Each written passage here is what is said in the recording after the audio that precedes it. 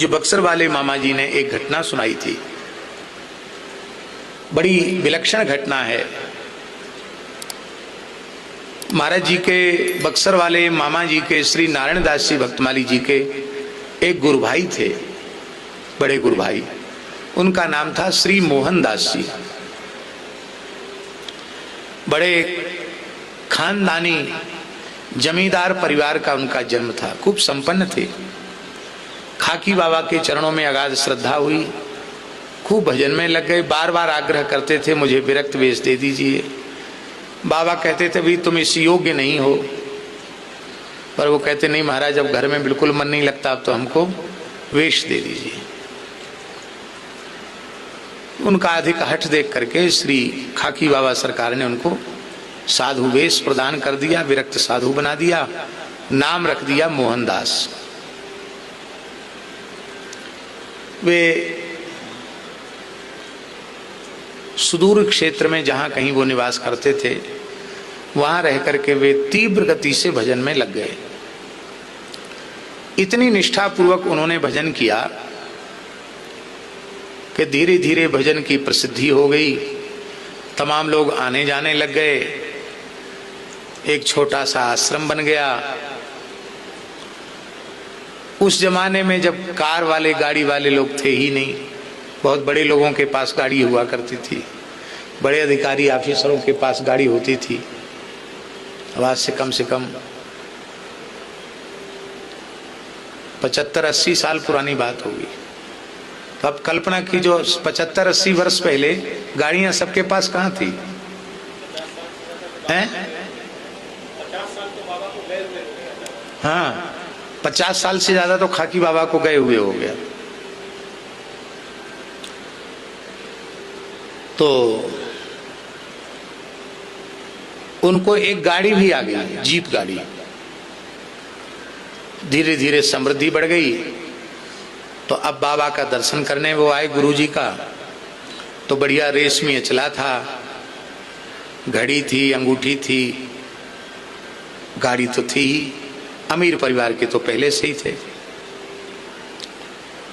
तो गुरुजी को साष्टांग प्रणाम किया और कुछ नए नोटों की गड्डी भी चरणों में चढ़ाई। तो श्री खाकी बाबा ने देख कर भी अनदेखा कर दिया, माने जैसे पहचानते ही नहीं। धूना पर बैठे थे। कहा सरकार, आपका बालक, शिष्य, सेवक मोहनदास। जब 2-3 बार कहा मोहनदास, तब उन्होंने ऐसे देखा, ऐसे देखा, कड़ी नजर से देखा,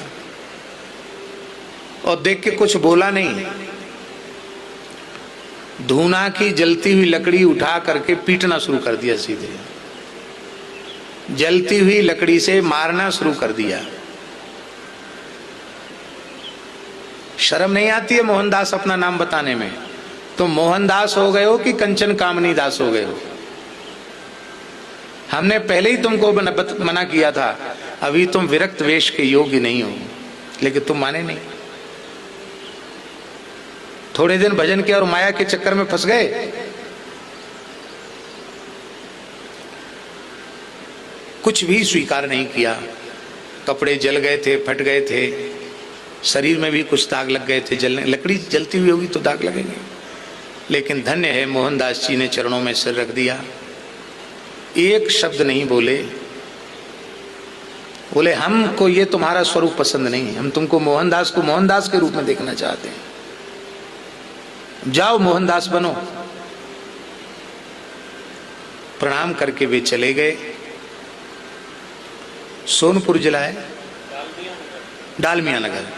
डालमिया नगर कहाँ है? बिहार में है। बिहार में डालमिया नगर के पास सोनभद्र नदी, सोनभद्र नदी के पास जाकर के मोहनदास जी बैठ गए। फिर इसके बाद बैठ गए तो न किसी की ओर देखा, न किसी की बात सुनी। निरंतर नाम जप, नीचा सिर किए हुए। कोई कुछ दे देता तो खाते भी नहीं थे, ऐसे ही पता नहीं कैसे बिना अन्न जल के ही रह गए। शरीर कृश हो गया। कुछ काल में वे सिद्ध पुरुष के रूप में विख्यात हो गए, लेकिन ये कोई नहीं जानता था कि ये कौन है। बैठे बैठे शरीर वैसा ही रह गया क्योंकि चलेंगे फिरेंगे नहीं तो शरीर जिस अवस्था में था उसी अवस्था में शरीर रह गया। कुछ समय के पश्चात श्री खाकी बाबा सरकार डालमिया नगर पधारे। तो एक अधिकारी थे, शायद रेलवे के थे या किसके थे, त्रिपाठी जी, उनके शिष्य थे। उनके घर में श्री खाकी बाबा सरकार रुके। तो उन्होंने, हाँ, गुरु पूर्णिमा का दिन था। सवेरे सवेरे प्रातः काल स्नान ध्यान करके बैठे थे खाकी बाबा सरकार। तो बोले कि आज मुझे अपने मोहनदास की याद आ रही है। कौन मोहनदास? बोले हाँ, मेरा शिष्य है, इसी क्षेत्र में कहीं है, पता लगाओ। त्रिपाठी जी ने पता लगाया। अरे यहाँ तो कोई आपका शिष्य नहीं, कोई साधु नहीं। हाँ, एक सोनभद्र नदी के किनारे कुछ वर्षों से एक अवधूत महात्मा बैठे हैं, न किसी की तरफ देखते हैं, न बोलते हैं, न सुनते हैं। एक जगह बैठे हैं, ठंडी गर्मी बरसात, खुले आकाश के नीचे बैठे हैं। कोई कपड़ा उड़ा जाता, कोई कपड़ा उठा के ले जाता, उनको किसी से कुछ लेना देना नहीं। बाबा के नेत्र भर आए, बोले वही मेरा मोहनदास है। और बाबा स्वयं चलकर वहां पधारे। आज गुरु पूर्णिमा थी। मोहनदास जी ने चरणों में सिर रख दिया, रोने लगे, आंसुओं से गुरुदेव के चरणों का प्रक्षालन कर दिया। और गुरुजी ने मस्तक पर हाथ रखा और कहा, अब हमें संतोष है, अब तुम सच्चे अर्थ में मोहनदास हो गए।